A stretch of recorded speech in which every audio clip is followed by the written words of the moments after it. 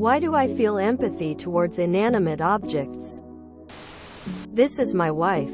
She feels terrible for the stuffed animals that sit on shelves and never get bought. I love it about her though. You watched the movie The Brave Little Toaster a lot as a kid? The feeling is not that uncommon. If it escalates, you'll probably end up being a hoarder. The emotion usually stems from the loss of someone very close to you, or you felt like people in your life threw you away. Like someone else said, you're projecting your feelings onto the objects. Edit. Assigning human characteristics to plants or objects is called anthropomorphism. I do this, too. Mostly I am just hyper-empathetic to the point where I've had to work on it in therapy. I tend to find that the feelings I project onto these objects, abandonment, rejection, loneliness, are feelings I'm not letting myself have because I don't deserve them, have no good reason to feel that way. Other unhealthy untruths. Always. I have the hardest time donating things or even giving away old clothes to my mom. When I was a kid, I remember apologizing to all my stuffed animals when I chose one to sleep with. I didn't want the other ones to feel bad that I didn't choose them. I recently sold an old kitchen table that didn't fit in my new apartment, and I got so emotional and will miss it. Don't know where it comes from. Seeing discarded stuffed animals has always made me sad. I still remember being at a bowling alley with a bunch of other kids, and we won a bunch of plush animals from a claw machine.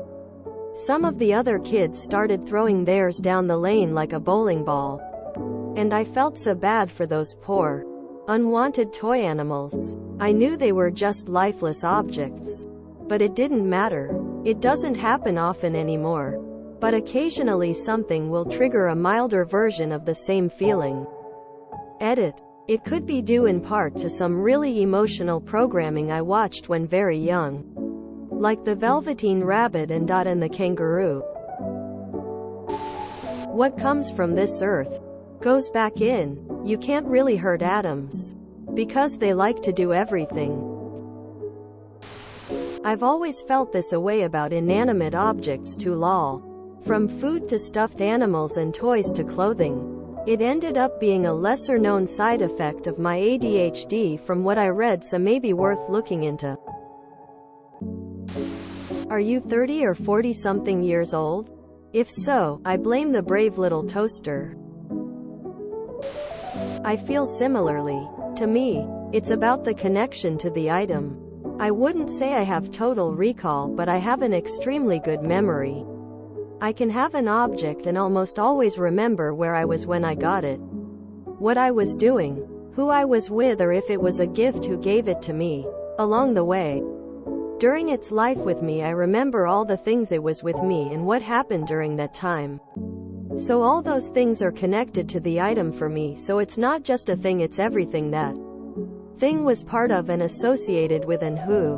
When I lose something or get rid of, I feel like I'm losing not just an object but all those memories and moments and emotions and connections associated with it. While I still have it, I can look at it, hold it, and feel a direct connection to all those things.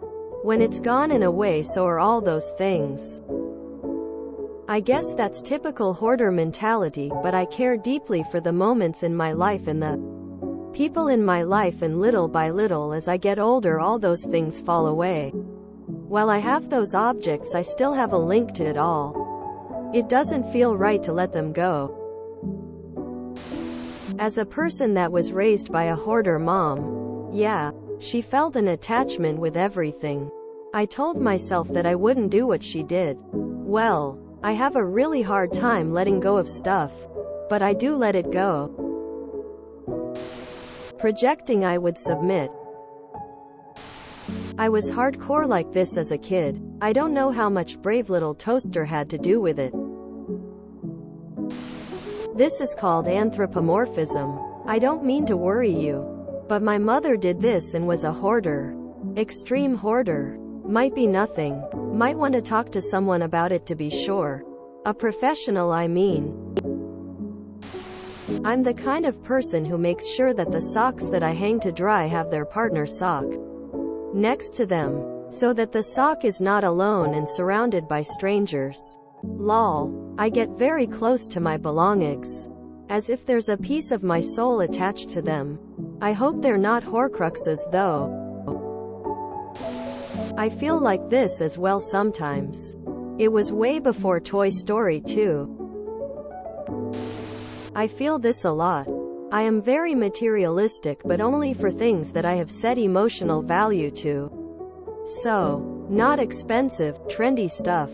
I remember when I was a kid and needing my mom to throw away old pencils for me whilst I hid, so I didn't have to see it. It turns out it's a symptom of autism, so maybe check that out. This is also a sign of ASD. I always felt the same way, and I kept my living space very minimal because I feel bad having things that I don't use regularly. I donate things to people or give them away because it's like I'm giving the object a better life so it can be happy. I even talk to my inanimate objects sometimes. Come to find out during therapy that it's a common way people with ASD think. So now I get to learn how to fill my living space up without feeling guilty or sad about ornamental things that don't get used, or having things that I use once in a while. It's called synesthesia in the form of personification. It's pretty normal. Humans are hardwired to pack bond with others. And sometimes that means we form emotional ties to inanimate objects. That's just how we love the world around us. Personally, when I donate my toys, I think of it more like, it was nice knowing you, but someone else needs you more than I do. Be good to the next kid. This is called projection. Everyone does it to an extent, especially in human relationships and pets. Basically, you are seeing whatever you want and using the objects to reflect those projections. This reflection makes it feel real, when in fact it's completely in your mind. If you enjoyed this video, please check out our playlists full of similar content. TooAfraidToAsk is like doom scrolling for your ears. Please like, share, and subscribe.